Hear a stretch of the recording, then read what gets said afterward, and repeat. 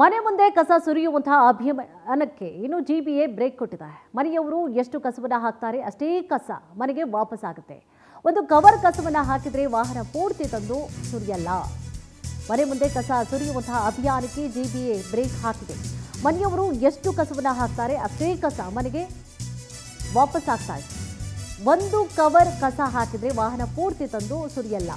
ಸಾರ್ವಜನಿಕ ವಲಯದಲ್ಲಿ ವ್ಯಾಪಕವಾದಂಥ ಆಕ್ರೋಶದ ಹಿನ್ನೆಲೆಯಲ್ಲಿ ಎಚ್ಚೆತ್ತುಕೊಂಡಿದೆ ಜಿಬಿಎ. ಸಾರ್ವಜನಿಕರು ಸುರಿದಷ್ಟೇ ಕಸ ಮನೆಗೆ ವಾಪಸ್ ಆಗುತ್ತೆ. ಮೊದಲು ಇಡೀ ಏನೇನಿತ್ತು ಎಲ್ಲ ತಂದು ಹಾಕ್ತಾ ಇದ್ರಲ್ವಾ, ಈಗ ಏನಾಗಿದೆ ಒಂದು ಸ್ವಲ್ಪ ಪ್ಲಾನಲ್ಲಿ ಚೇಂಜಸ್ ಆಗಿದೆ. ಈ ವಿಚಾರಕ್ಕೆ ಸಂಬಂಧಪಟ್ಟ ಹಾಗೆ ಇನ್ನು ಜಿಬಿಎ ಆಯುಕ್ತರಾಗಿರುವಂತಹ ಮಹೇಶ್ವರ ರಾವ್ ಮಾತನಾಡಿದ್ದಾರೆ. ಏನು ಮಾತನಾಡಿದ್ದಾರೆ ನೋಡಿ.